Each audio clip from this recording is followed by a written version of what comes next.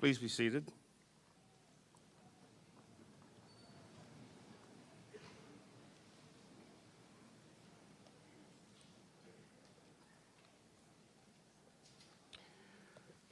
Good afternoon. I'm Bob Churchill, Dean of the School of Medicine here at the University of Missouri. It is my pleasure to welcome you here today. This is a day of celebration, and we really want you to enjoy it. It's about you and someone you love who is about to become a physician. The faculty and I are just here to help you celebrate this tremendous achievement. I also want to acknowledge the staff of the University of Missouri School of Medicine. They are the unsung heroes who work behind the scenes, who actually make most everything happen. At this time, we'll hear from Jared Coberly. He was chosen by his classmates to offer a student welcome.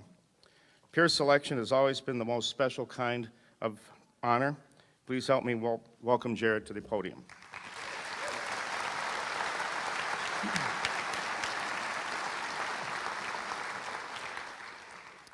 So when I sat down to write this speech, I wasn't exactly sure what I wanted to say, so I did what I usually do when I'm stuck and I need some help.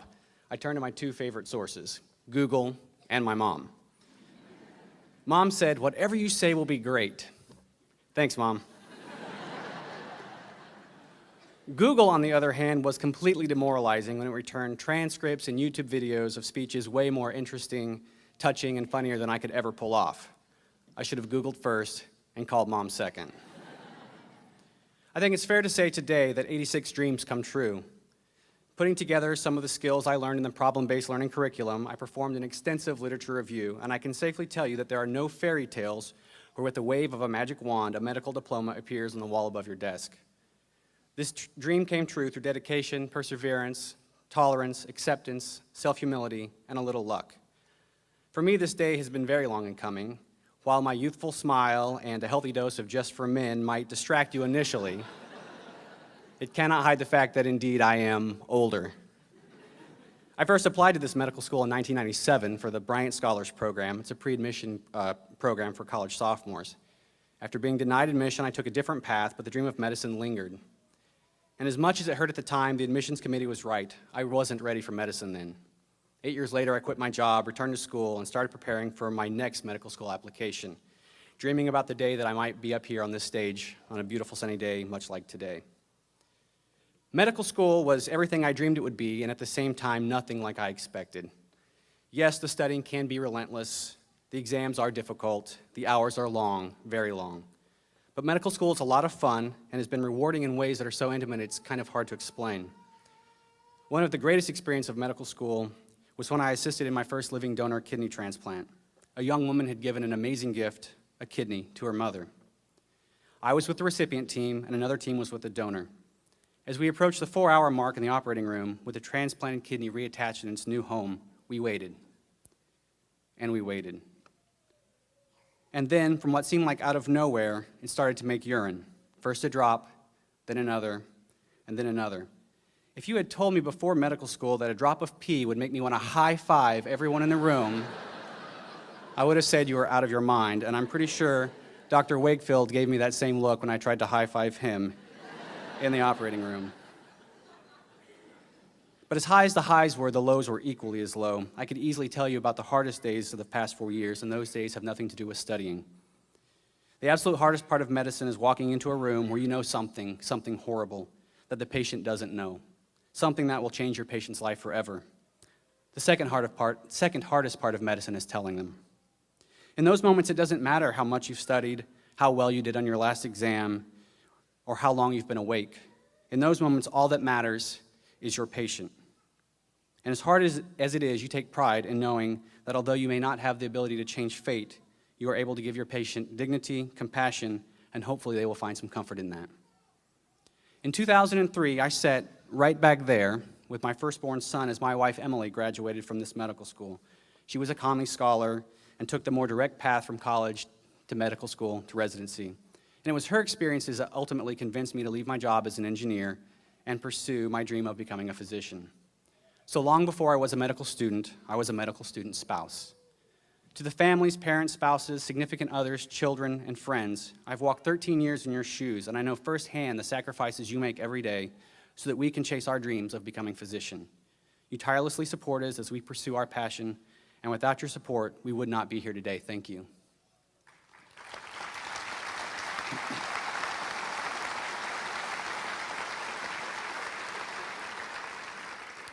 And to my children, Jacob, Benjamin, and Christopher, thank you. The culture of medicine is demanding and sometimes unfairly balanced. And I'm sorry for the missed birthdays, ball games, recitals, and holidays, but mostly I apologize for the inappropriate medical comments made at the dinner table the past 4 years, as I became more comfortable with my new vocabulary and disinhibited regarding topics probably not meant for young ears. I hope as you grow into young men that you can appreciate why I chose to be a physician, and despite the hardships that sometimes come with medicine, you can come to respect that I've tried to make your world a better place. So today we celebrate the accomplishments of not only the students, but also of you, the families, that enabled our accomplishments. And I'm in awe of the things that we have achieved over the past 4 years. The best data I have tells me that members of this medical school class have authored nearly 200 scientific papers, abstracts, and posters, have traveled internationally to serve as experts presenting these findings to other physicians and scientists in their field. Individuals in this class have been recognized nationally for their service, secured tens of thousands of dollars in research funding, and one guy got a patent application sponsored by the university for technology or something like that. And while classes before us laid the foundation, we opened MedZoo, the student-run free clinic. We saw it through its first year of operation and have spent the last 4 years integrating that into the medical school culture, leaving behind a legacy of service that continues today. In addition to the over 3,000 hours we've volunteered at that free clinic, we've also volunteered over 7,000 hours in other community organizations and reached out internationally to over 5 countries as we spent vacations working on medical mission trips. And somewhere in there, we went to medical school. We spent a combined 15 years in rural and underserved medical practices and touched the lives of tens of thousands of patients. Finally, I want to thank you, the class of 2012, for allowing me to serve you as class president for the past 4 years. It's been an amazing honor. In the coming years, as you realize your next dream of becoming board certified, I'll still be there cheering you on. But next time, I'm also going to ask you for donations for the class of 2012 scholarship fund. You are an amazing group of smart, good-looking, passionate, younger professionals. And when I dreamed of medical school, I never dreamed I would be lucky enough to stand next to such giants. Good luck as you chase your next dream. Congratulations. Thank you, and welcome to the commencement exercises of the University of Missouri School of Medicine class of 2012.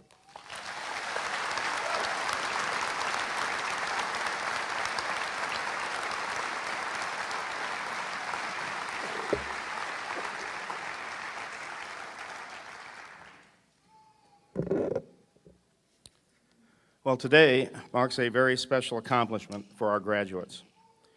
You have much to be proud for, but you did not make it to this point all by yourself. One of our esteemed faculty members once said, if you look up at the top of a flagpole and see a frog sitting on the ball on top of the flagpole, one thing you can be sure of, he had help.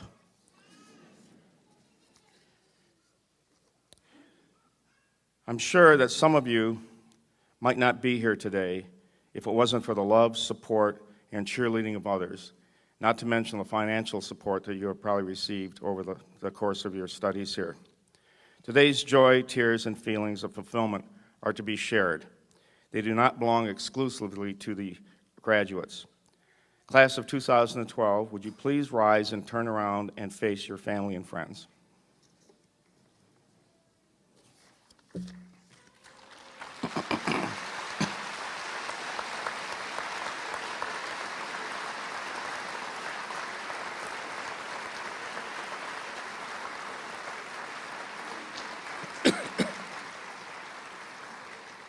Take a moment to acknowledge those whose love, care, and all manner of support were instrumental in your being here today. Would the parents and spouses or partners of today's graduates please stand?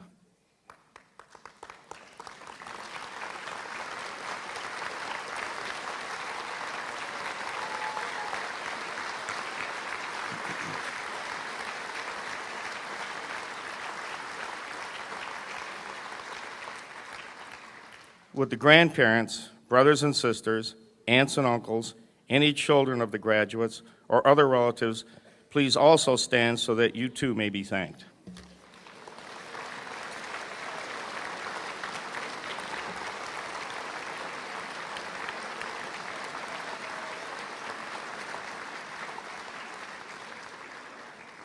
Please be seated.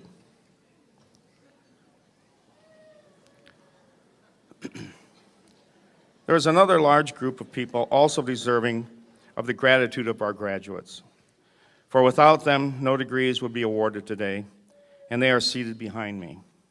Would the emeritus professors, the faculty, and the administration of the School of Medicine and Missouri Healthcare please stand?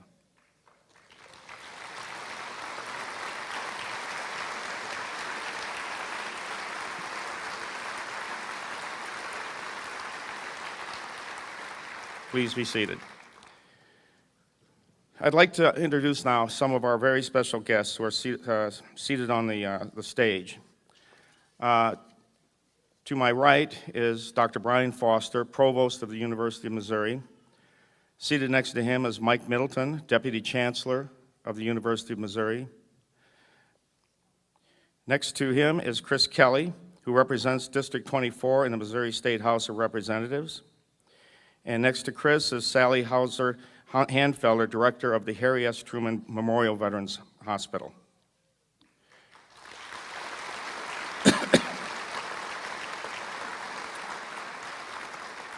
On my left in the second row is Dr. Stephen Smith, who is the president of the Medical Alumni Organization. And also on my left is Dr. William Hines, alumnus and philanthropist to the University of Missouri School of Medicine.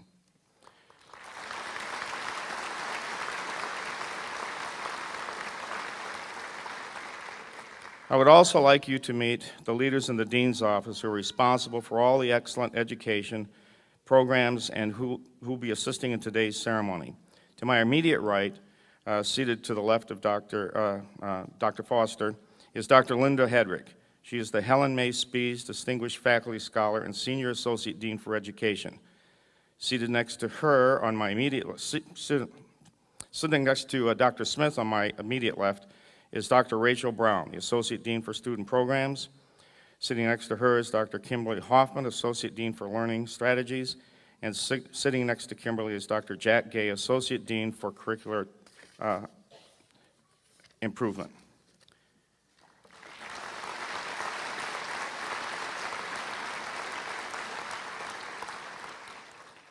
Given an opportunity to select a member of the class to address them on this day, the class of 2012's choice is Natalie Abert-Long.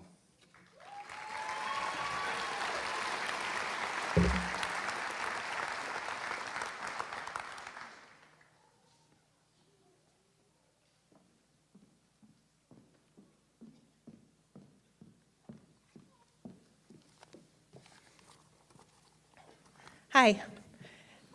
I want to begin by saying thank you for the privilege of speaking here today in front of my classmates, as well as the family, friends, faculty, and mentors who have been so instrumental in getting us here today.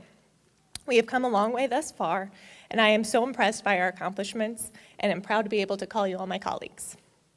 I also want to say thank you to my family, especially to my husband, Benji, who is my partner, my best friend, and a wonderful father to our son, Victor. While I was reflecting on my medical school experience, I was struck by a cascade of emotions that I want to hold on to as I move forward in my career. This is to help me stay grounded, provide some perspective and motivation when it's needed, and remind me of what medicine is truly about. I'd like to share some of these emotions with you. Remember that feeling we had 4 years ago when we sat in these same chairs at the white coat ceremony? For me, that was a mixture of excitement. Wow, I can't believe I'm starting medical school. Anxiety, I can't believe I'm starting medical school. Fear, I don't know if I can handle this. And pride, I can't believe I'm starting medical school. Now fast forward to today, and if you're like me, those feelings have resurfaced, except for now I'm substituting doctor for medical school. I can't believe I'm a doctor. People will expect me to know things. I don't know if I can handle this. I can't believe I'm a doctor. As we move forward to the next chapter, bottle up those emotions to remind yourselves of how it felt today on one of the most momentous days of our lives. Remember that completely overwhelmed feeling you had during Block 1 when you had no clue what the difference between gluconeogenesis and glycogenolysis was, or what BUN meant. Remember that when you are talking to a patient who has no medical background and are explaining their disease process or lab results. Remember that stressed out to the point that I might snap if you add one more thing to my plate right now, feeling that you had during M2 year right before Block 8 exams in Step 1. You defeated that monster. Remember that next year when you're on your 51st consecutive day at the hospital or your 4th 80-hour week in a row. You will overcome that challenge too. Remember starting your 3rd year clerkships and being so excited to finally see an actual patient, and then realizing a couple weeks later that you are completely powerless, have no authority, are the lowest rung on the ladder, and have just enough knowledge to make you dangerous. We will soon be leaders in medicine. Remember that every member of the healthcare team deserves dignity and respect. Remember during 4th year when you finally got to do the thing that you truly loved, and you walked through the door at the end of the day and you sat down and you said, "That was awesome." Call upon that feeling next year when your pager keeps going off at 3 a.m. on a long call day to help motivate you through the rest of your shift. And remember those sweet little medical school applicants that we once were, full of ideals and the desire to do good. Hold on to that person too. Have them remind you why we have done all of this, to take care of patients, the people who should be the center of all that we do as doctors. The oath that we take today is a solemn reminder of the duty and commitment we have to humanity. Keep that in the forefront of your mind. As physicians, we will be healers, leaders, teachers, role models, and scientists. I challenge you to remember how it all started, where we are today, and as we move forward in becoming the physicians of tomorrow. Thank you so very much. Congratulations.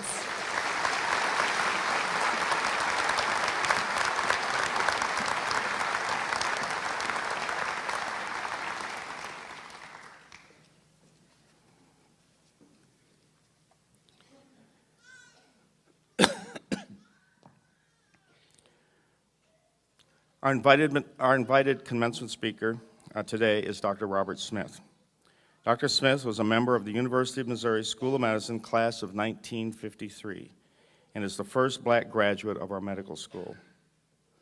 After he received his Bachelor of Science degree in medicine from our 2-year school, Dr. Smith went on to complete his medical education at Meharry Medical College in Nashville, Tennessee. He interned at Minneapolis General Hospital and served in the United States Medical Corps. Completed a surgical residency program at Meharry and spent 1 year in the U.S. Public Service Hospital in Seattle, Washington. Dr. Smith has served on the surgery faculty at Meharry, the University of Arkansas, and the University of Tennessee in Memphis, where he remains a practicing surgeon today. I'm delighted to welcome today's commencement speaker, who was selected by the class of 2012, Dr. Smith.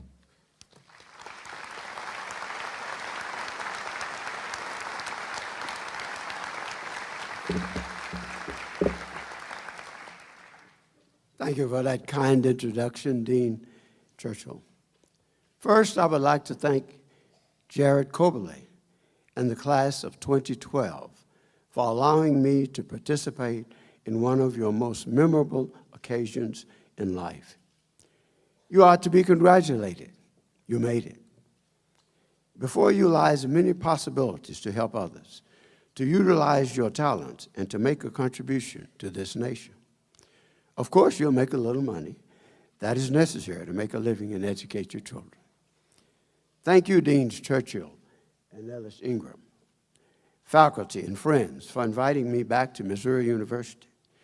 I especially want to thank you, Miss Lady, that's my wife, Jean, for your help and understanding in my many changes of address and places to practice. You are the wind beneath my wings. Let me tell you a bit of my story and how I got here today from Hayti, Missouri. Since the age of 9 years, I wanted to be a physician. As I grew up in high school, I helped my father in his funeral business. I well remember one winter we had 2 young mothers die in childbirth. It was my job to take the death certificate to be signed by the doctor. I can remember going to the office of one of the Caucasian doctors, to the colored entrance, where the nurse took the certificate and got it signed. When she brought it back, she made this statement: perhaps if the doctor had not left so soon, the young mother might not have died. Many years ago, Dr. Trawick Stubbs, dean of a 2-year medical school here at Columbia, he looked around and did not see a single black medical student. Somehow, in 1951, he decided that something should be done about this. By providence, an act of God, a young black man from Poplar Bluff, Missouri, had entered the graduate school the year before and completed his master's degree. That was Dr. Gus Ridgel, who is a retired economics professor at Kentucky State University. I talked to him recently.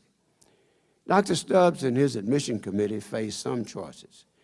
They knew that the time had come to change the admission policy here in the medical school to make it more inclusive.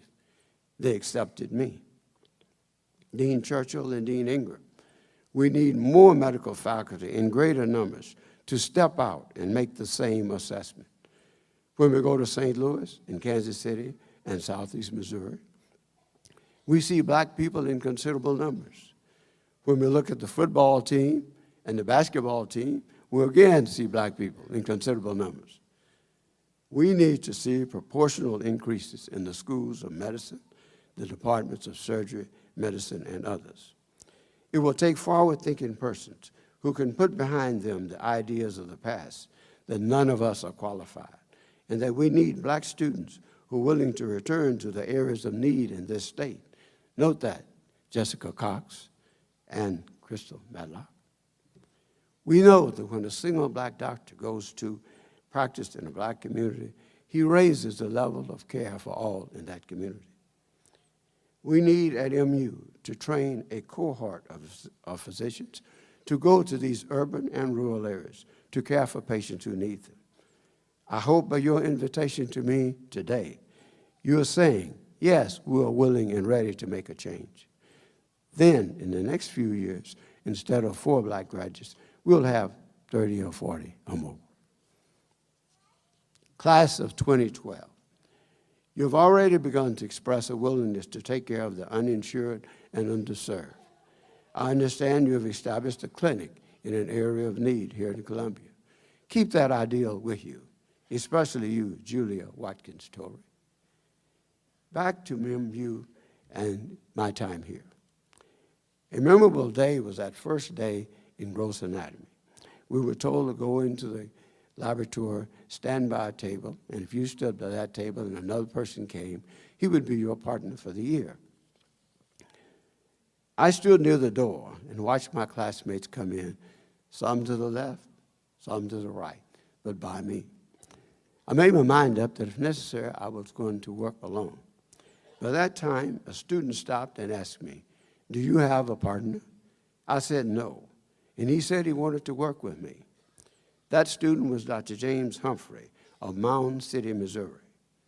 His widow, Ms. June Ann Humphrey, lives in Kansas City, and she is a retired nurse. I spoke to her this past week. We worked together successfully and graduated as lifelong friends.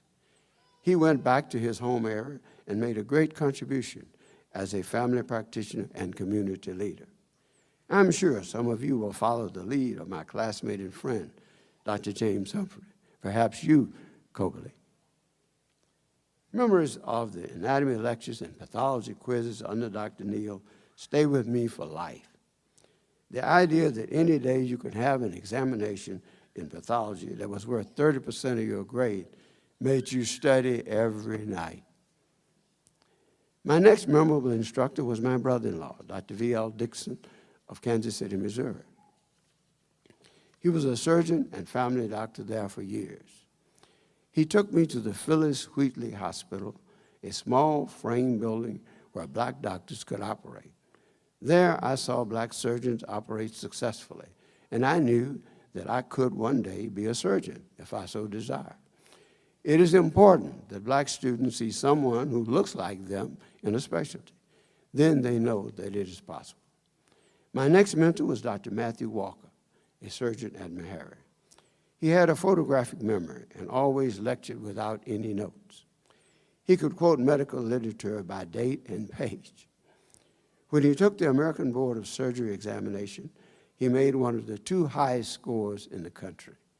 The other was made by the son of Dr. Finney of Finney Pyloroplasty fame. When I finished my training under Dr. Walker, I was tempted to go to Africa as a medical missionary. This was in the mid-1960s when Dr. Martin Luther King was active in civil rights. I heard him speak twice.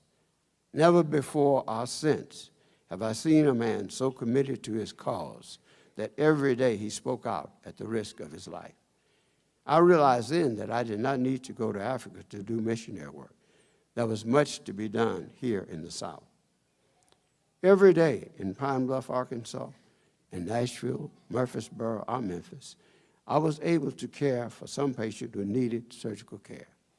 By the grace of God, I've managed to continue to offer first-class care to needy people who sometimes would not get quality care. There are pages written on health disparities in America, the richest country in the world, and this should not be so. 43 million uninsured and underserved. I challenge you, class of 2012, make a difference. Perhaps it will be when you see that black, Hispanic, or poor white patient that you will make yourself say, this could be a member of my family, and treat and speak to him or her in that manner. Remember, the patient does not care how much you know. He wants to know how much you care.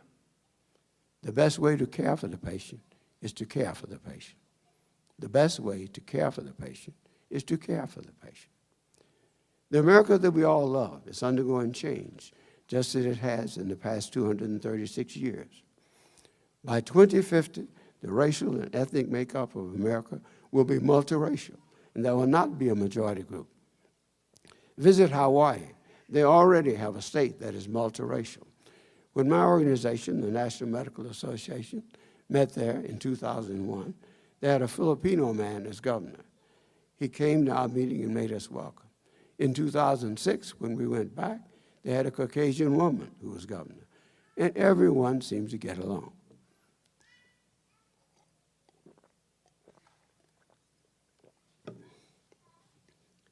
I believe that leaders in medical education have an obligation to society to select and prepare a physician workforce to care for this diverse group. The key step in this process is admission to medical school, which is the only way to get into the medical profession. Health disparities based on race, economics, and ethnic background do exist. The best way to change some of these disparities is to have a diverse pool of medical students who reflect the population in an America who needs care.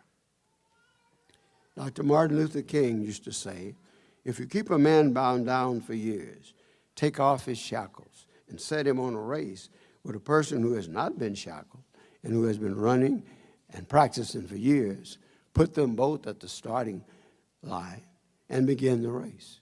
Everyone knows who wins that race. However, if you take a person who has had something done to them for years, we must make some effort to prepare him for the race. Then, granted, there's a chance he can very well succeed. That is what has been shown by affirmative action. Students selected with race as a consideration and brought into medical school in 1990, 90% graduated and only 7.5% withdrew or were dismissed for academic reasons. About this time, with affirmative action, there was the beginning of an actual increase in minority students getting into medical school all over the country. Once minority school students are in school, they need to see faculty members of their own group. They need to see someone who looks like them. I had the good fortune of having a doctor in my family who took me to a small black frame hospital in Kansas City where I saw black doctors operating. That was many years ago. I doubt that right now you have a significant number of minority residents and faculty in surgical specialties.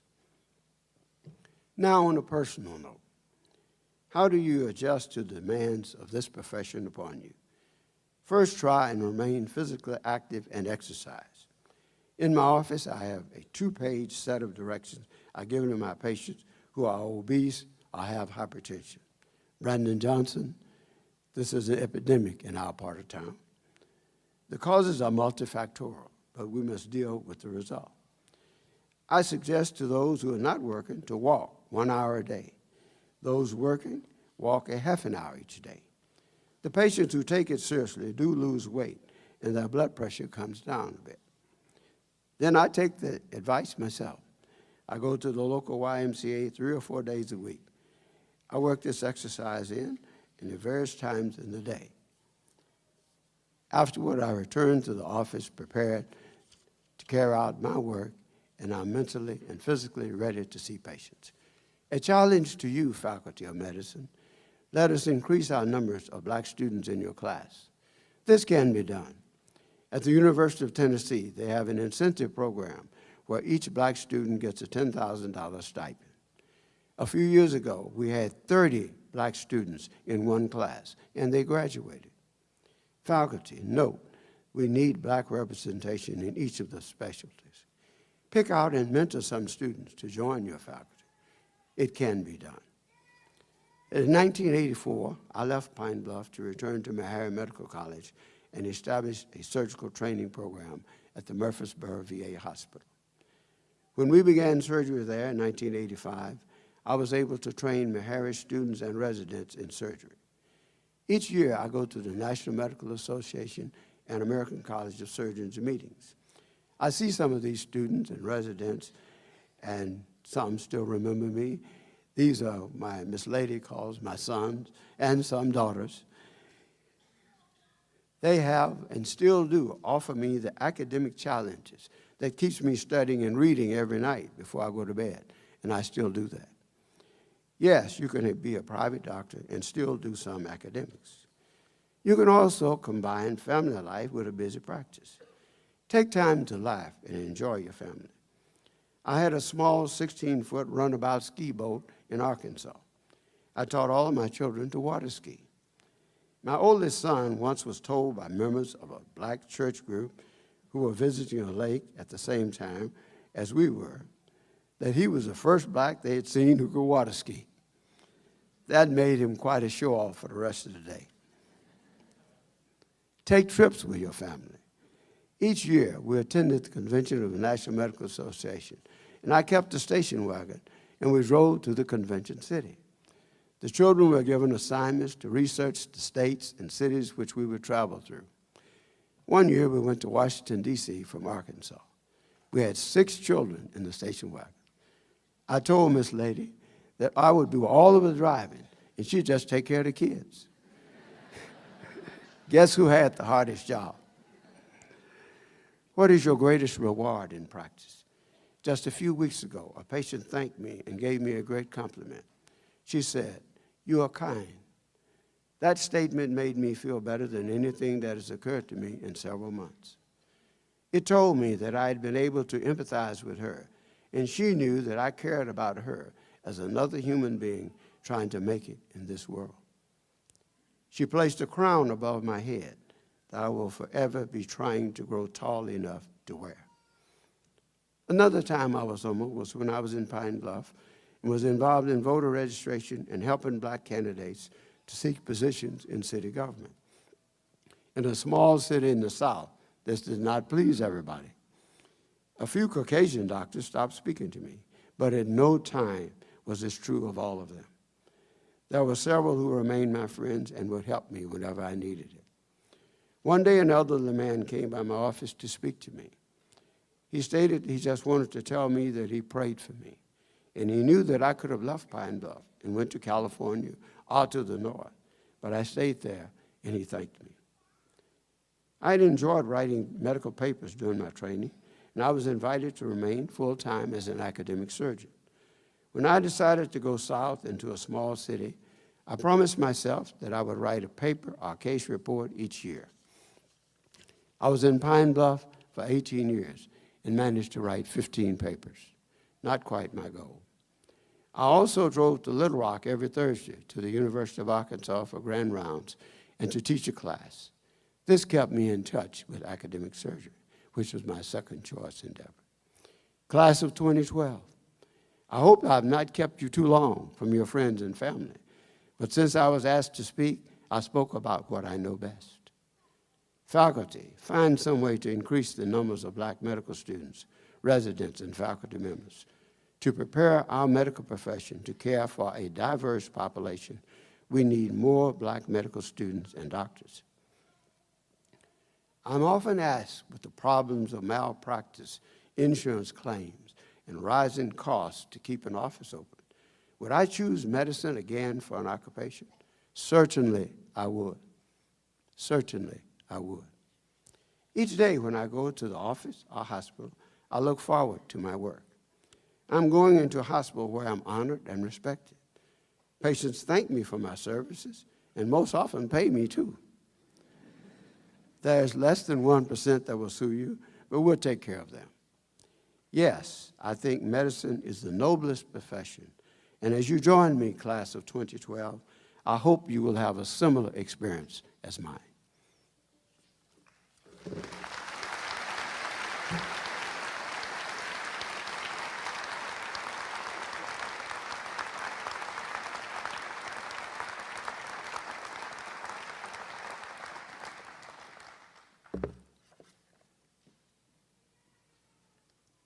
You know, Dr. Smith said something.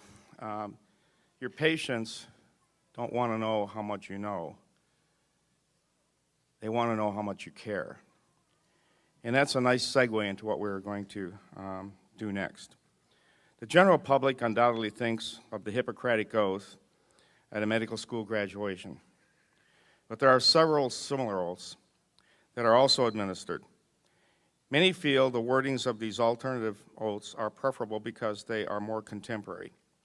At the University of Missouri School of Medicine, we ask our graduating class to select the oath that they would like to take. For many years, and indeed as many years as I can remember back being at the University of Missouri, our MU seniors have selected the Oath of Geneva, also called the Declaration of Geneva. This was written by the World Health Organization in 1948. It has had 6 revisions since then. This is the mission statement of your profession. And I would recommend that once a year, you read this again to yourself. I would Google it online to see if there's been a current revision, because these oaths are not chiseled in stone. Society changes, circumstances change, and you need to make sure that you are aware of what you are obligated to do as a physician. The oath is printed on the back of the commencement program. Because of the solemnity of this moment, I would ask the platform and the audience to rise and follow along as I administer the Oath of Geneva to the class of 2012.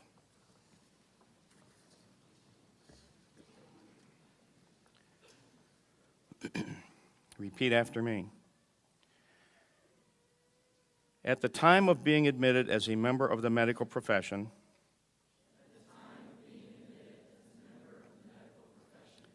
I solemnly pledge to consecrate my life to the service of humanity.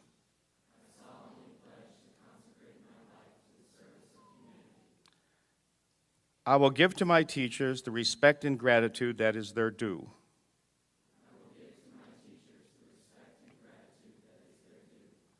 I will practice my profession with conscience and dignity. The health of my patient will be my first consideration. I will respect the secrets that are confided in me even after the patient has died.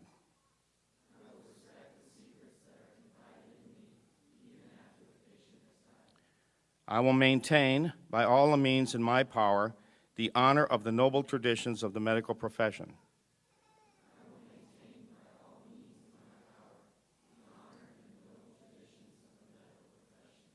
My colleagues will be my sisters and brothers. I will not permit considerations of age, disease, or disability, creed, ethnic origin, gender, nationality, political affiliation, race, sexual orientation, social standing, or any other factor to intervene between my duty and my patient.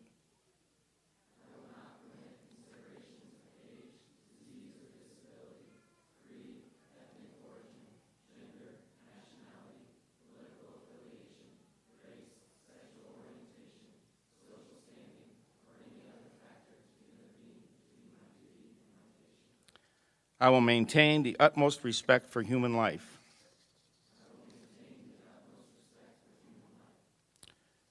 I will not use my medical knowledge to violate human rights and civil liberties, even under threat.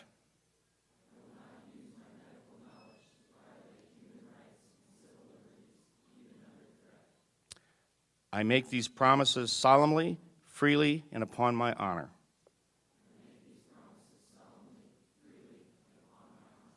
You may be seated.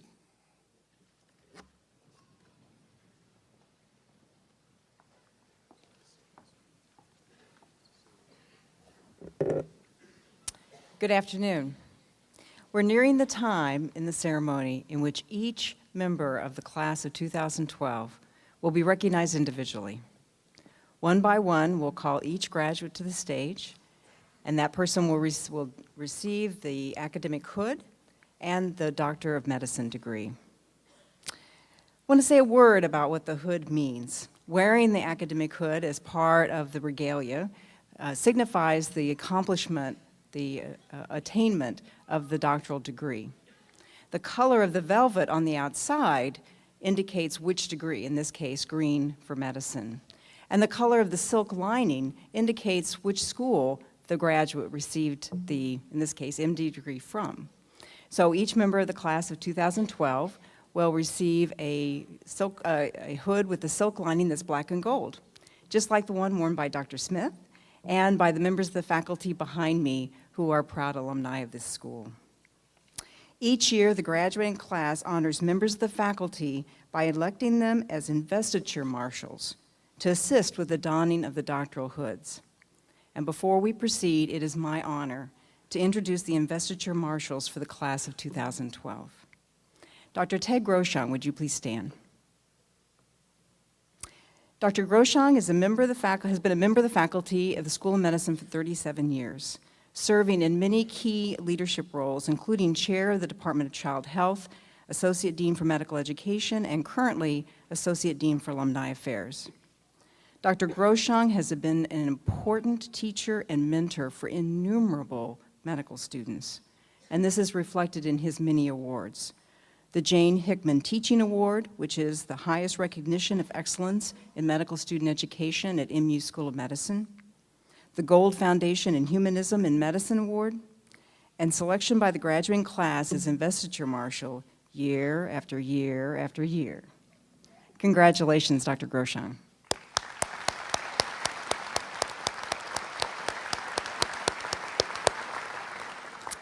Dr. Ann Havey, would you please stand? Dr. Havey is Clinical Associate Professor of Pathology.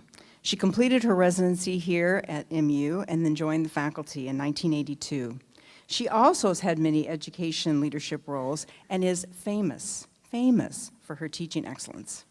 By my count, she's received 10 Golden Apple Awards, 7 Paul C.J. Sun Distinguished Faculty Awards for Education, including one presented by the students at the Honors and Awards ceremony yesterday, the Jane Hickman Teaching Award, and a particularly remarkable achievement, the MU School of Medicine Medical Education Lifetime Achievement Award, also presented yesterday. Congratulations, Dr. Havey.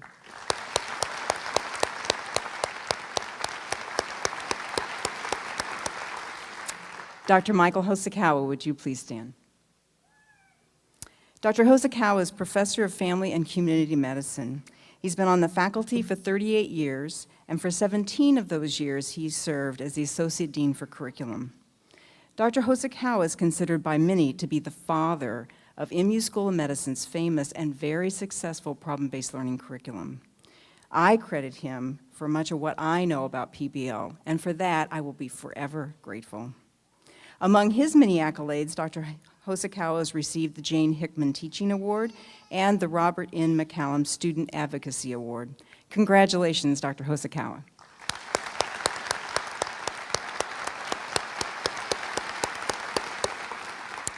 This is an important occasion and a joyous one. Please feel free to applaud.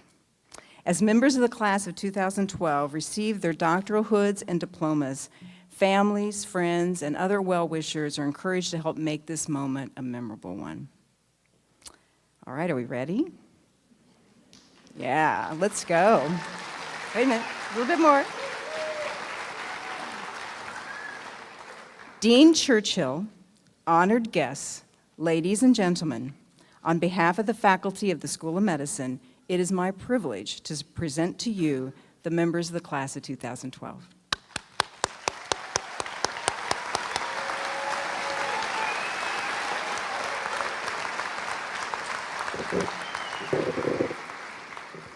So I'm going to be reading the names of our graduates as they come up to the stage. 6 of them will be hooded by parents or spouses who are alumni of either our School of Medicine or our residency programs. So it's a real pleasure and an honor to be the one who gets to read the names of the class of 2012, our students, and now our colleagues as physicians. The first row, please rise and approach the stage.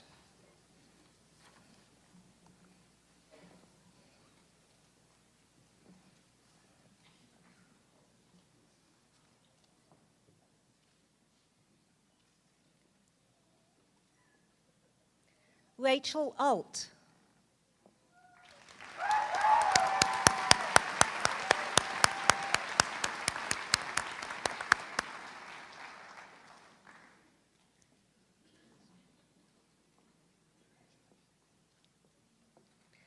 Christina Anderson.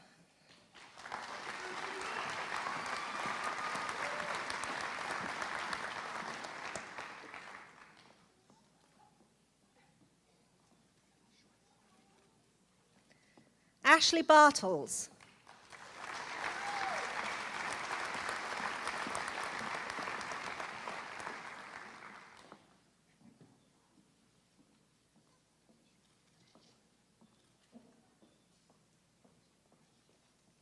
Michael Bauer.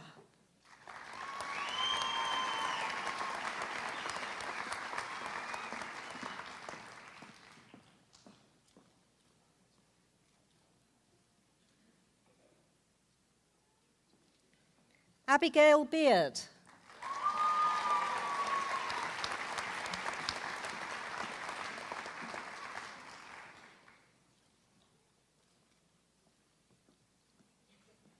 Jennifer Beckmeyer.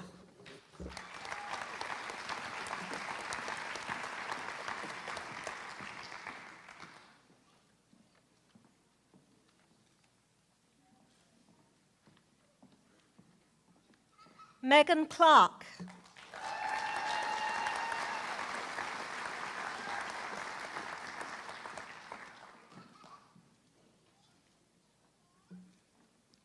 Our next graduate will be hooded by his wife, Dr. Emily Coberly. Jared Coberly.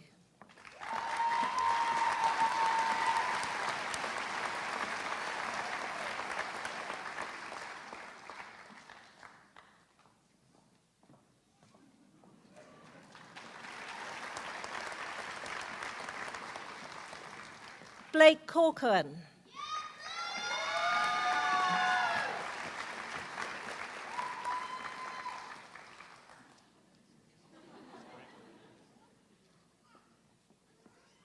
Casey Cornell.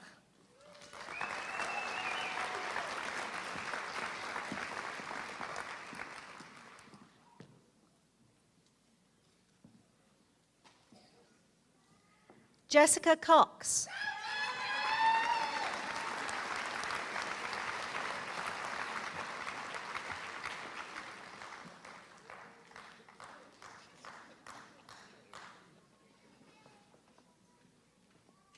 Kristin Kozad.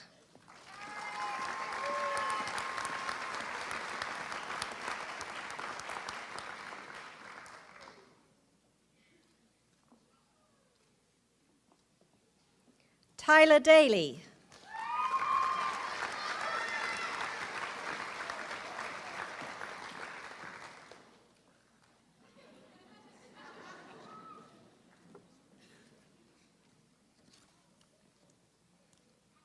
Justin Daniels.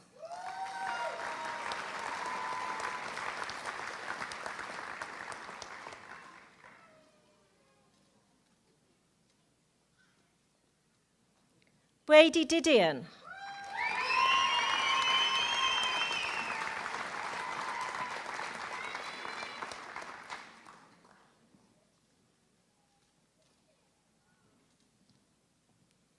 Tim Dribbin.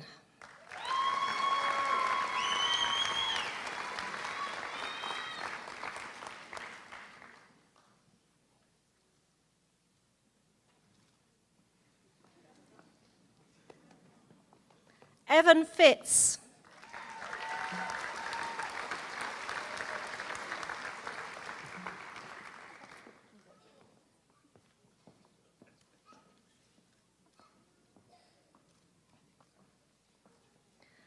Andrew Franklin.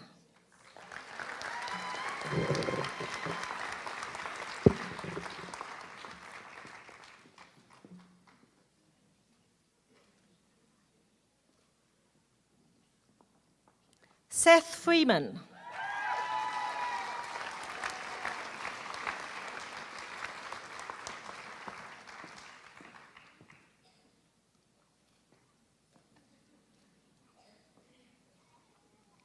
William Goldcamp.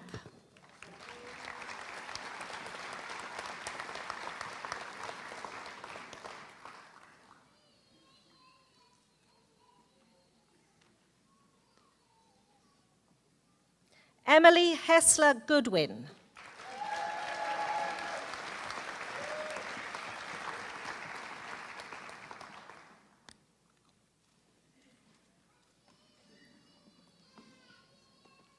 Chris Gu.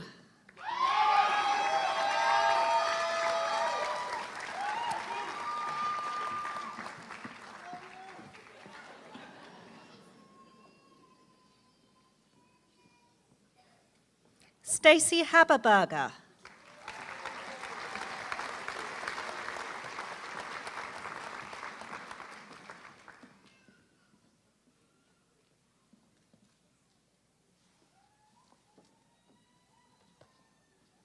Sarah Hackman.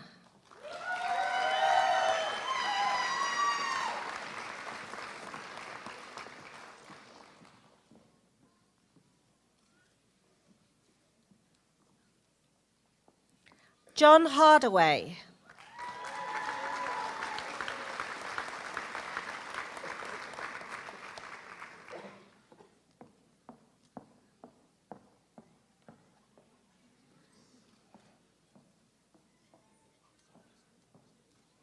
Gavin Hartman.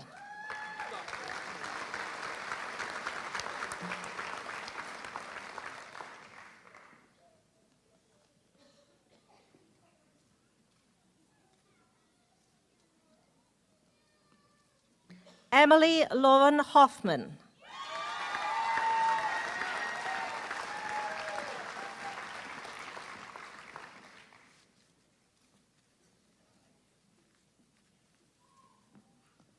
Zachary Holliday.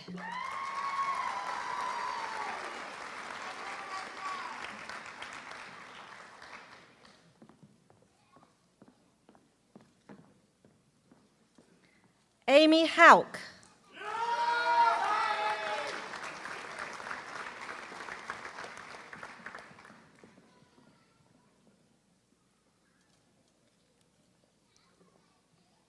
Stephen Johans.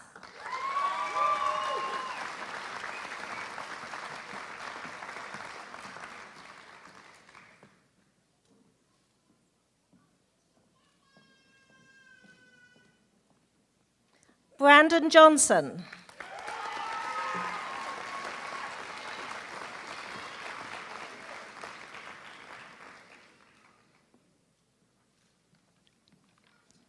Our next graduate will be hooded by his father, Dr. Stanley Jones. Peter Jones.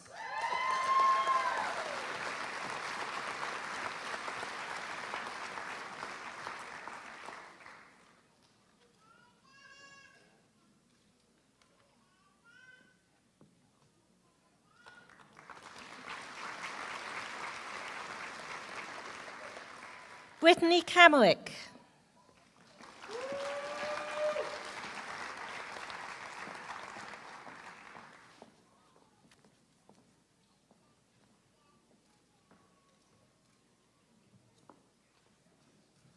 Our next graduate will be hooded by his father, Dr. George Kichura.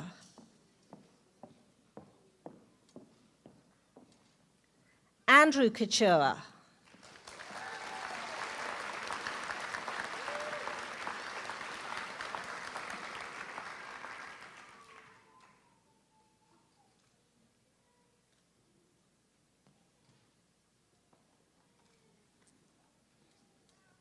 Our next graduate will be hooded by her father, Dr. Lindsay Killian. Elizabeth Killian.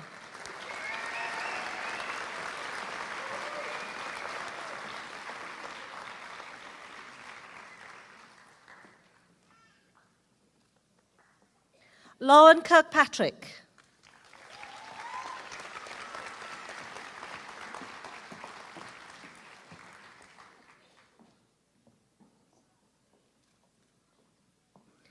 Alison Kolka.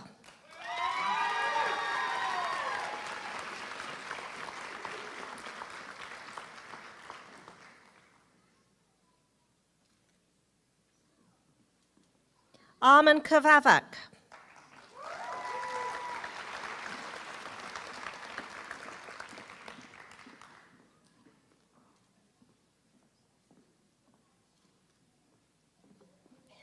Natalie Abert Long.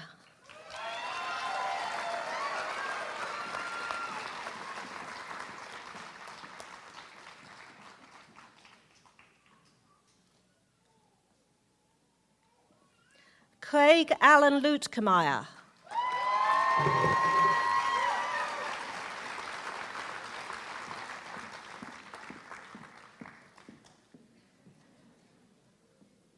Crystal Ann Matlock.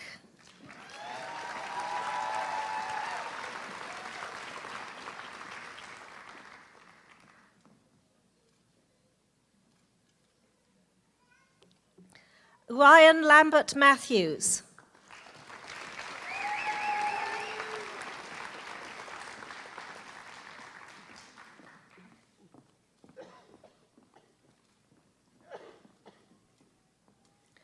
Joshua Mungler.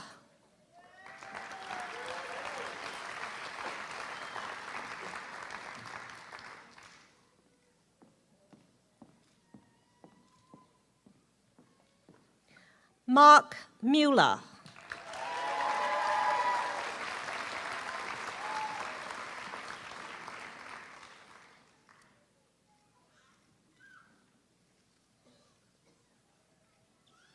Rebecca Neville.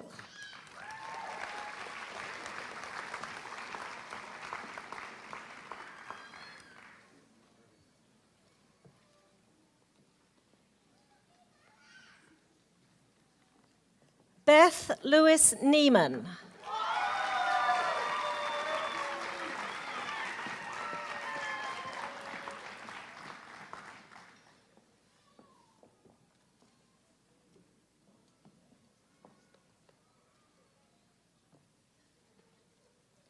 Christopher O'Connell.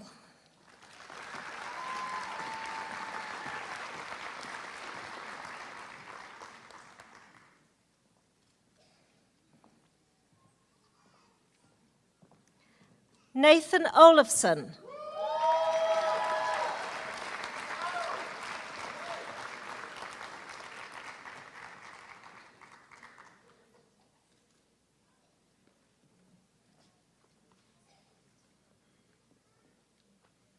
John Olszewski.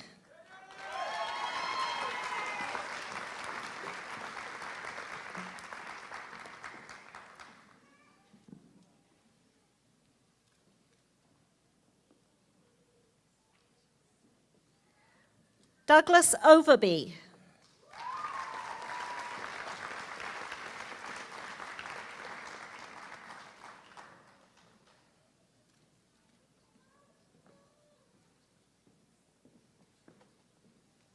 Sheila Owens.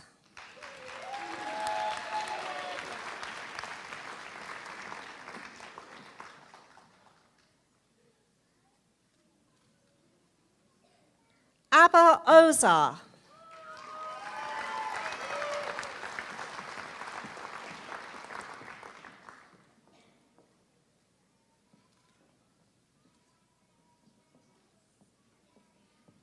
Vishal Parikh.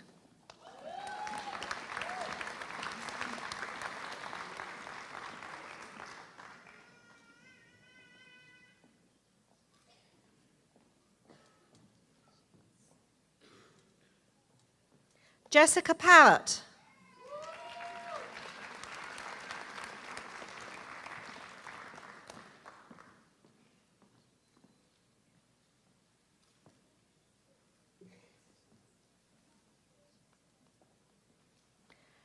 Timothy Perkins.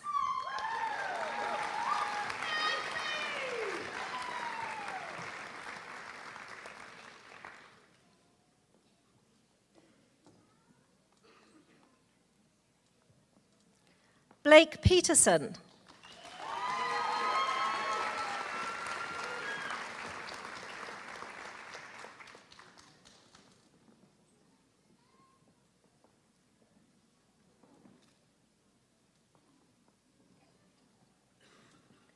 David Phillips.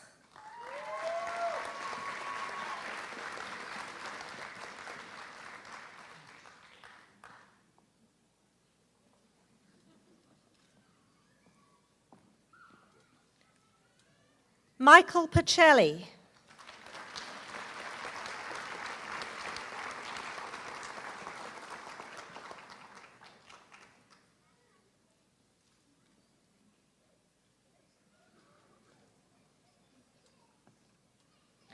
Shabazz Kulbani.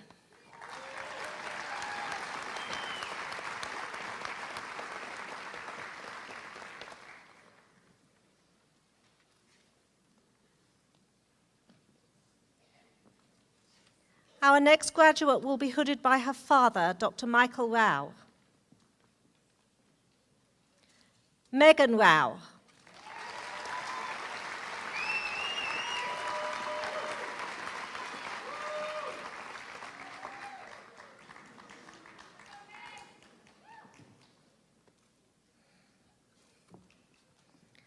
Baiwo Rop.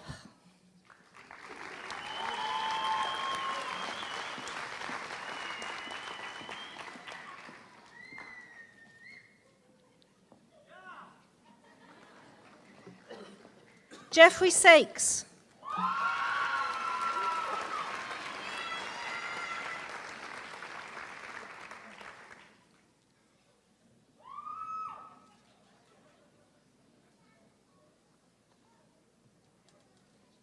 Chris Schaefer.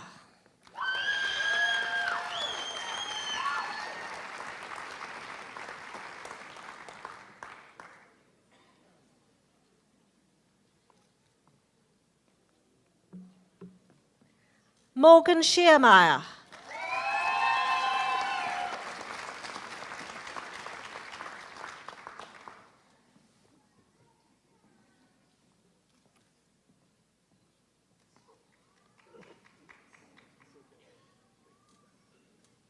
Samuel Schoengart.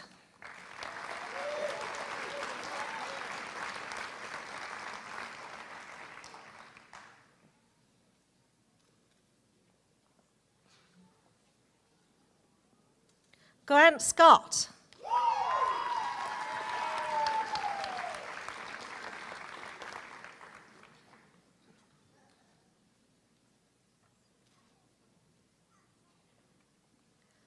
Mark Sims.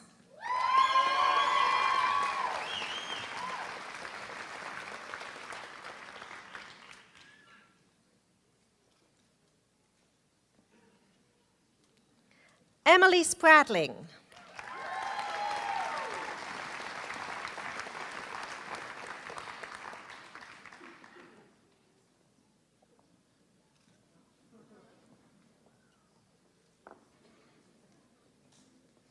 Rahab Moji Stanton.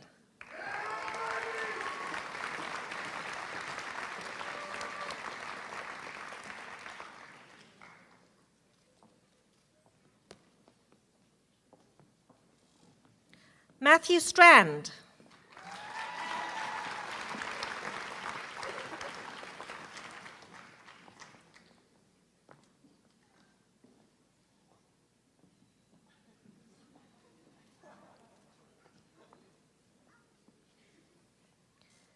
Julie Stoopy.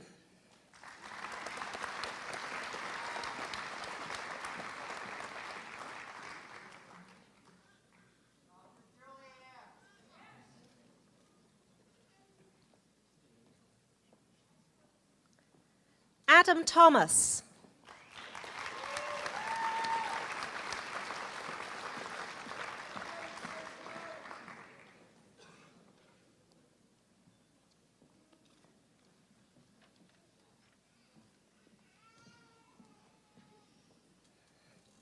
Lewis Thomas.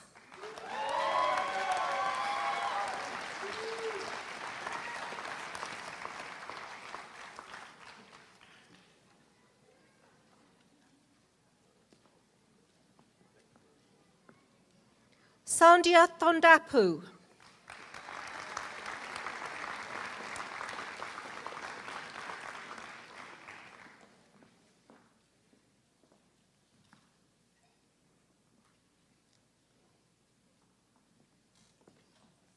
Brian Toderbush.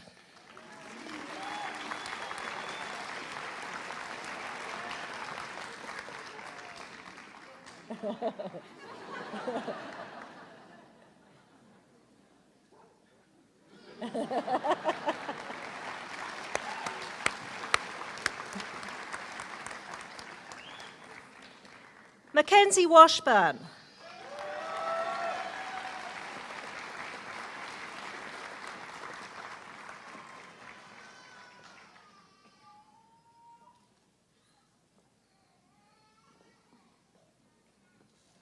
Julie Marie Watkins Toy.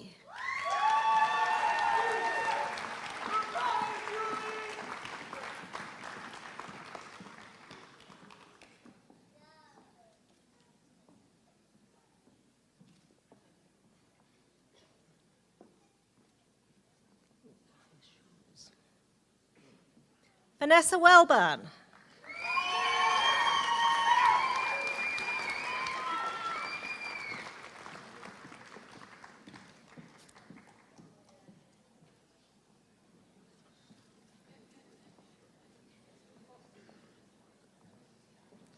Jill Welty.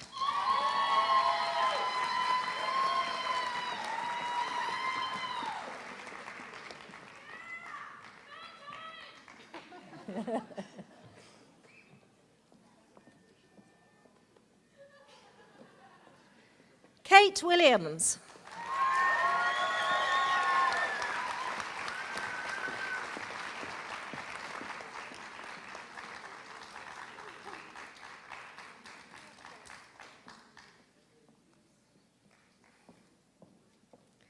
Nicholas Wirtz.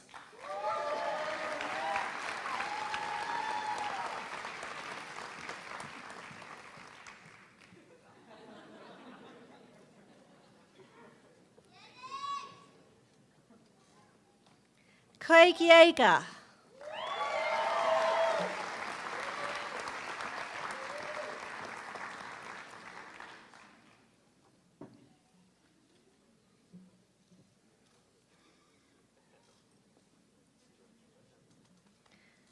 Our next graduate will be hooded by her father, Dr. John Yaste. Carrie Yaste.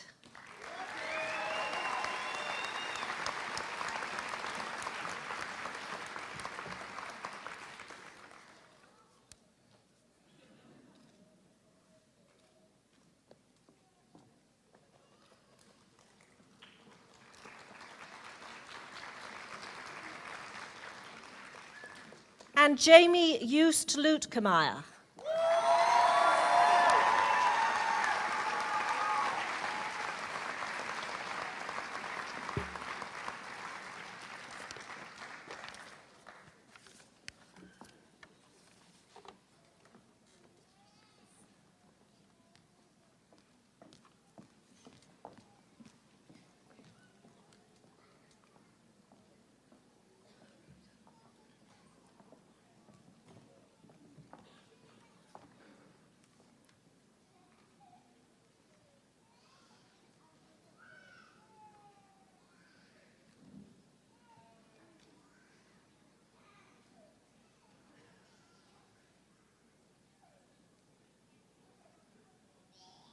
Ladies and gentlemen, MU School of Medicine, class of 2012, congratulations.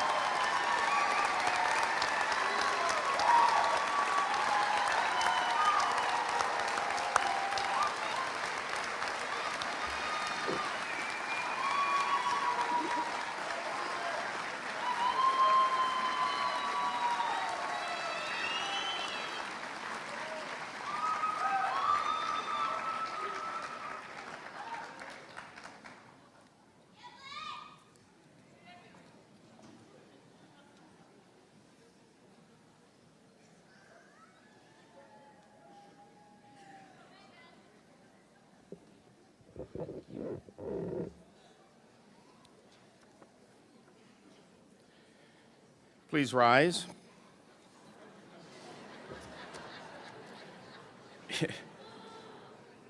If we don't do this, none of it counts.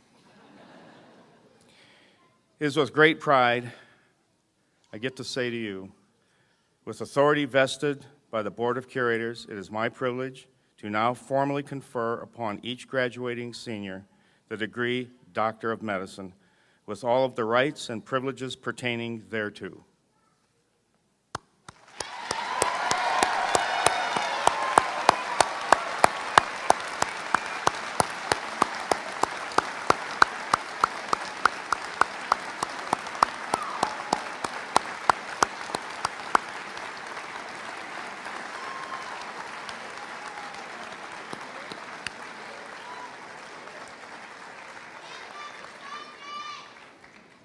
Congratulations, class of 2012. You may be seated.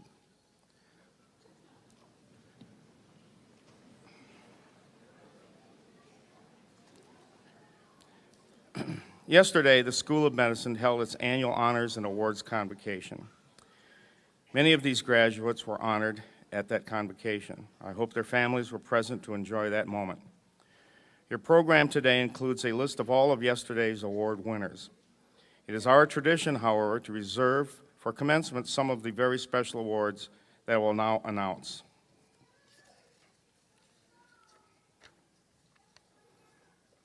First, the Dean's Award for Outstanding Achievement in Academic and Clinical Proficiency.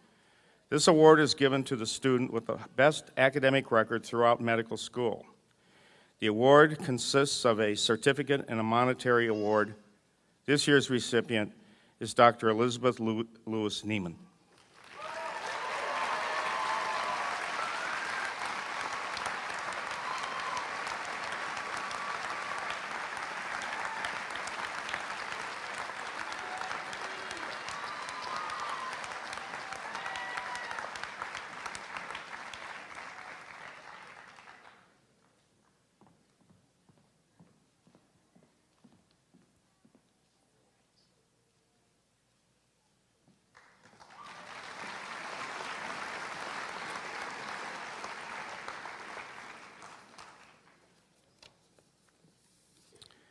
Next is the Holt Leadership Award. This award is provided by two alumni of the School of Medicine, Drs. Jean and Richard Holt.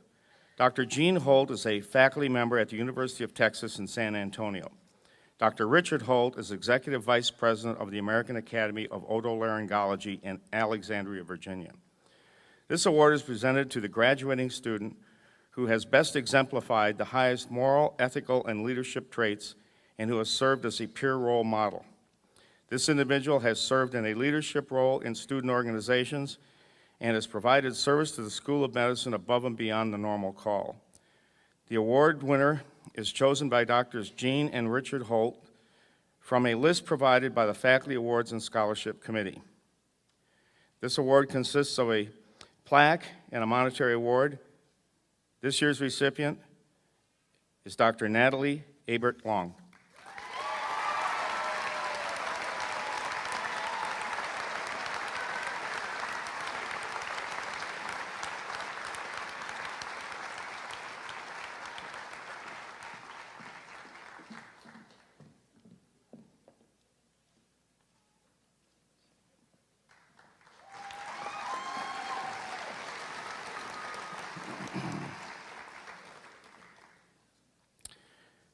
Next is the Student Leadership Award.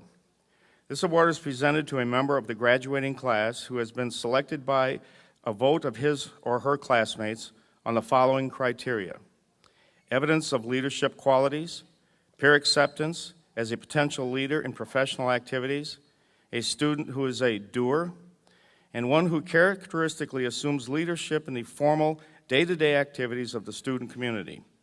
The award consists of a certificate and a monetary award, and this year's winner is Dr. Jared Cobley.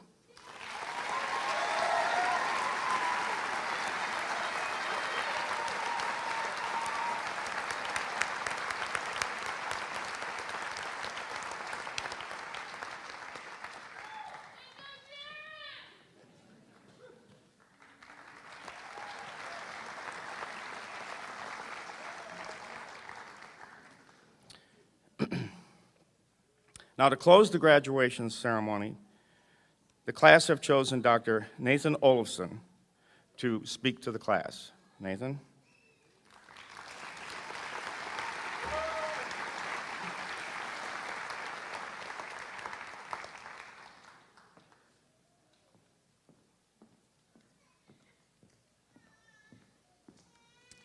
I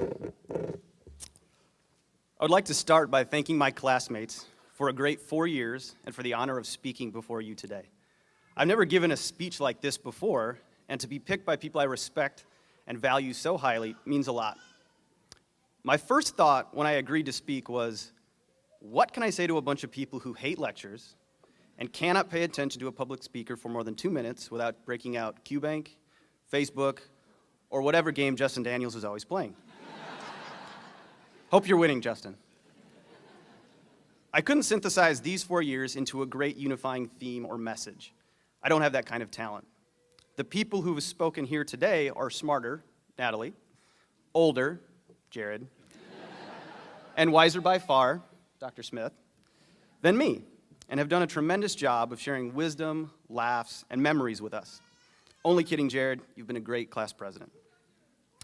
In these last few weeks before graduation, I've had some time to reflect on our medical school careers and to think about our futures. As a result, a couple of important topics came to mind. With all of our hard work, long hours, and studying, maintaining who you are, what brings you joy, and what you value have been critical for all of us. It's easy to get lost in the books. Just ask my wife, Emily, about how I turned into a bit of a zombie when I was studying for Step 1. We have all attempted to avoid losing ourselves, and I've been trying to cling to what makes us, us, while at the same time learning about disease, caring for the suffering, and studying nearly every waking minute. There have been a few times when we've been a bit too joyous or exuberant in those attempts. The float trip, Boom City, nights that end with El Rancho, and A Review. Other times we've hit the mark. Medzu, laser tag and bowling, intramural sports, the sight trip, and St. Baldrick's. Our efforts to hold on to and to cultivate who we are have allowed us to enjoy medical school and made us more tolerable to our spouses and ultimately helped us get into our residency positions for next year. Going forward, preserving what makes us unique will be more important and more difficult than ever. As the years go by, we will be working more and will have more responsibilities to our patients, our families, and our friends. With all of the care you will be providing to others, don't forget to care for yourselves and your loved ones. As we spread out across the country and as our educational training becomes more difficult, we will need to remember the information and the educational values we learned here at Mizzou. Luckily, these have already been spelled out for us in the MU 2020 key characteristics. Feel free to follow along on page 27. I've included my own descriptions of what the key characteristics means to the class of 2012. A little bit of jokes included. Number 1, honest with high ethical standards. Translation to us, don't check your grades before the OME officially releases them. 2, knowledge of the biomedical sciences, evidence-based practice, and societal and cultural issues. Translation, study QBank, USMLE World, First Aid, and the prized psychosocial objectives. Oh, and you should probably know if what you're going to do to someone has any evidence supporting it. I guess. This next one isn't a key characteristics, but I couldn't make this joke work very well without it, and it is important. Timeliness, meaning if you don't complete your tutor, faculty, and resident evaluations on time, you won't get your grades back and you won't get your diplomas. Critical thinker, problem solver. Translation, PBL tests can be passed if you have a sympathetic grader. Use Command F to quickly search Access Medicine article you're reading. Use a primary lit source on section 3, and if all else fails, Google it. Number 5, able to communicate with patients and others. Translation, after all of the standardized patients and all of the time practicing on each other, you better not screw up step 2 CS. 6, able to collaborate with patients and other members of the healthcare team. Translation, speak when spoken to, eat when allowed to, savor the time peeking over shoulders and staring at the back of your resident or attending's head. Try not to anchor people by just being around, and whatever you do, don't contaminate the sterile field. We have all participated, oh, it's number 7, sorry, committed to improving quality and safety. We have all participated in quality improvement since we have all completed the same PLOG requirements. We PLOG so they have an idea of what happens in our 3rd year. But let's be clear, none of us are committed to PLOG. And no jokes about safety. Safety is not a laughing matter. 8, committed to lifelong learning and professional formation. Translation, med school can seem like a lifetime in 4 years, or 5, or however long it takes some of us to finish. And professionalism, we'll work on that next week. In truth, though, these characteristics are great ideals we should all aspire to. It may not be obvious, and it may not have been a conscious effort to do so, but we have all realized these characteristics in our med school career with the help of PBL, classmates, mentors, faculty, staff, and the OME. No matter how sappy we all thought patient-centered care sounded the first time we heard it, it really is the most important of the key characteristics. Now, I'm not much for buzzword things, but I like this key characteristic, and beside, jokes about patients being in the center of rooms or in the center of groups aren't very funny. I feel the other characteristics happen naturally when we strive to provide our patients with the best care we can give to them. The other key characteristics are implicit in patient-centered care. If medicine has a golden rule, patient-centered care is it.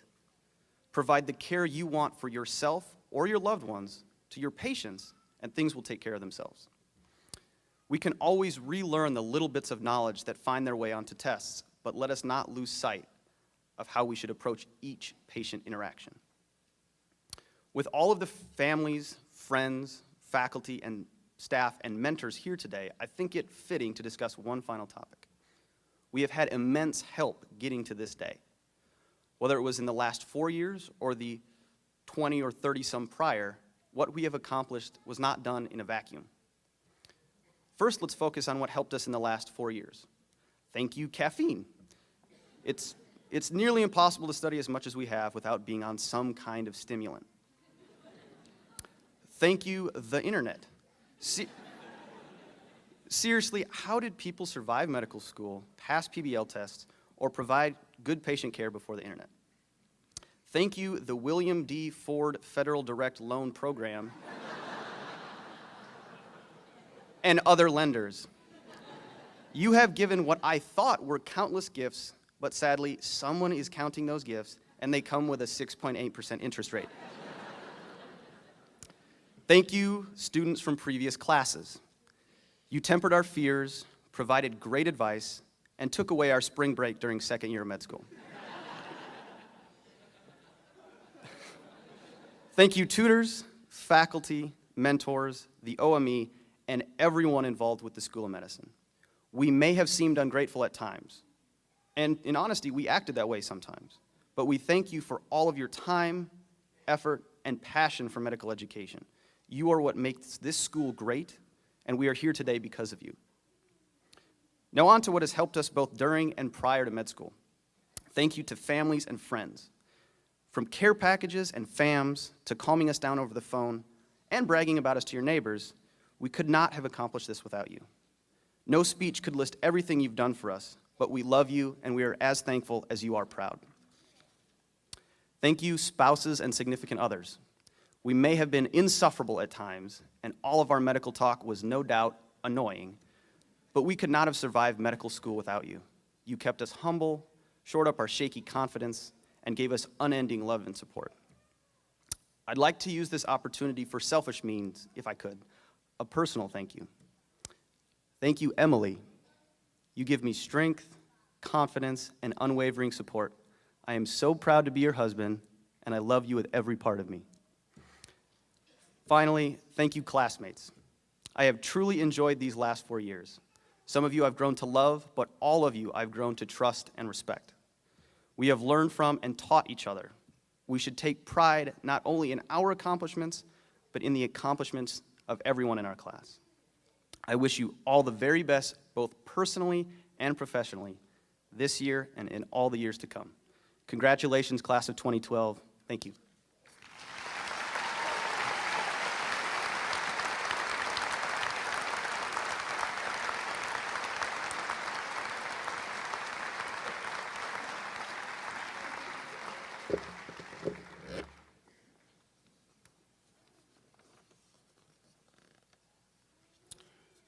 Well, we're getting very close to the end now. I'd like to invite all of you to stay for the reception in the atrium of Jesse Hall. You know, every year we go through graduation day, and it's a bittersweet day. Bittersweet for the graduates and bittersweet for the faculty and staff at the University of Missouri School of Medicine.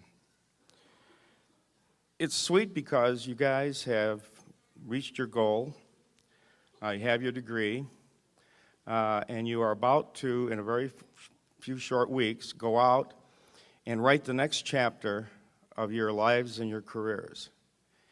And the opportunities are boundless. You're going to have a great time. If you think medical school is exciting, your residency is going to be very exciting. You are going to, well, let me know. But it's also some sadness to the day because we won't see you again as students, which is a good thing and a sad thing. And some of you are going to stay and do residencies here at the University of Missouri, and we'll see you frequently over the next several years. Many of you are going to go a long way away for your residencies, and it may be quite some time before we see you again. And in some cases, we may never see each other again.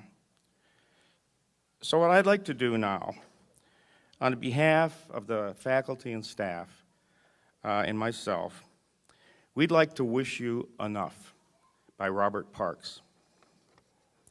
We wish you enough sun to keep your attitude bright. We wish you enough rain to appreciate the sun. We wish you enough happiness to keep your spirit alive, and we wish you enough pain so that the smallest joys in life appear bigger. I wish you enough gain to satisfy your wanting, and we wish you enough loss to appreciate all that you possess. We wish you enough hellos to get through to the final goodbye. My friends, we wish you enough. This concludes the ceremony.